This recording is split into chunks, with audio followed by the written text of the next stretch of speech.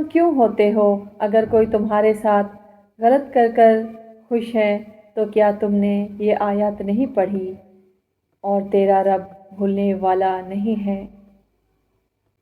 کسی شخص پر اس وقت تک بھروسہ نہ کرو جب تک اسے اپنے لیے غصے میں نہ دیکھ لو۔ دنیا میں سب سے طاقتور انسان وہی ہوتا ہے جو دھوکہ کھا کر بھی لوگوں کی مدد کرنا نہیں چھوڑتا۔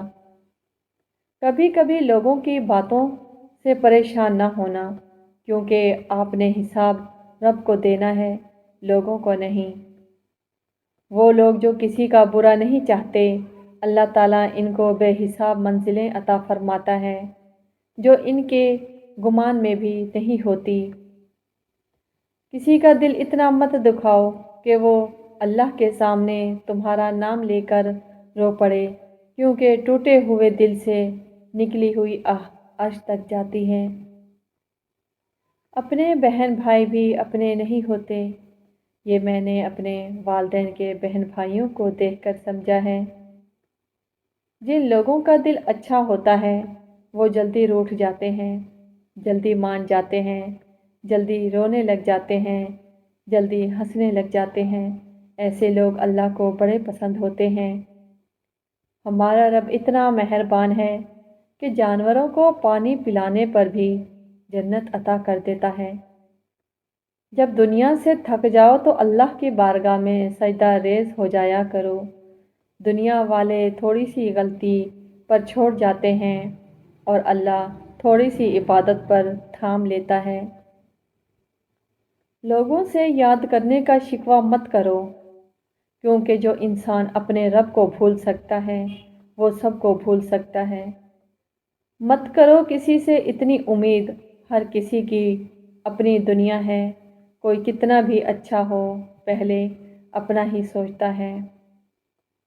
گھر سے باہر جاتے ہوئے بیوی کو بتا کر جانا بیوی کی غلامی نہیں، بلکہ بیوی کی فکر اور پریشانی کو کم کرنا ہے۔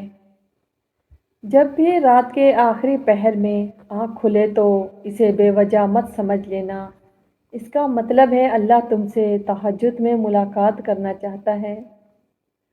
بندہ گندے برتن میں دودھ نہیں ڈالتا تو اللہ گندے دل میں نور کیسے ڈال دے؟ رسول اللہ صلی اللہ علیہ وآلہ وسلم نے فرمایا، پردہ کرنا شہید کے خون سے افضل ہے۔ تنہا انسان کو کبھی تنہا نہ سمجھنا، کیونکہ جو تنہا ہوتا ہے اس کے سب سے قریب اللہ ہوتا ہے۔ جس سے محبت کی جائے اس سے مقابلہ نہیں کیا جاتا۔ کسی کو پالنا محبت نہیں بلکہ کسی کے دل میں جگہ بنا لینا محبت ہے۔ کچھ ہاتھ سے خاموش کر دیتے ہیں، ورنہ گفتگو کس کو نہیں آتی۔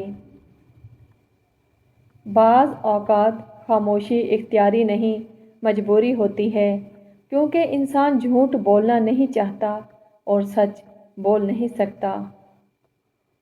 کوئی کسی کو نہیں سمجھا سکتا۔ انسانوں کے دل سمندر سے زیادہ گہرے اور آگ سے زیادہ پر اسرار ہوتے ہیں۔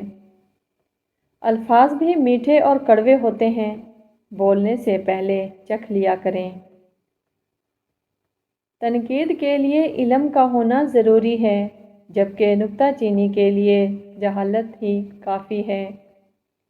بحث کے دوران جب کسی کا راز فاش ہونے کا ڈر ہو تو اپنی ہار مان لو کہ بحث میں تم پھر کبھی جیت جاؤ گے، مگر راز خدا کی اور لوگوں کی امانت ہوتے ہیں، اعتبار ہار دیا تو بھی کچھ جیت نہ پاؤ گے۔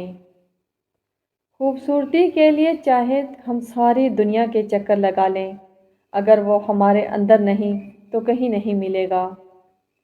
جس طرح چاول کا ایک دانہ خاک میں ملا کر 31 دانے پیدا کرتا ہے، اسی طرح ایک نیکی 1000 نیکیوں کو جنم دیتی ہے، اور نیکی کے لیے دل پر جبر کرنا پڑتا ہے، اس دانے کی طرح خاک میں ملنا پڑتا ہے۔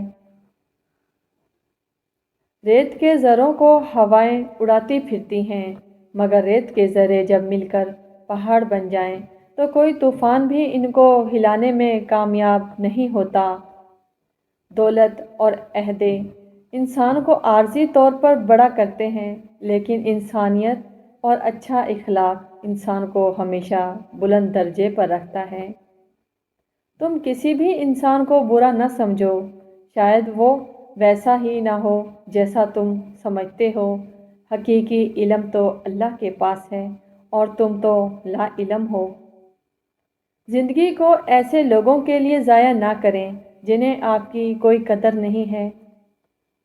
حاسد انسان کی 8 نشانیاں۔ دوسروں کی کامیابی یا خوشی کے موقع پر وہ اپنی تعریف کیے جاتا ہے۔ حاسد کسی کی تعریف کے موقع پر اپنی تعریف کرنا شروع کر دیتا ہے۔ ان کی ہنسی میں طنز ہوتا ہے اور آنکھوں میں بھی ایک عجیب سی کیفیت ہوتی ہے۔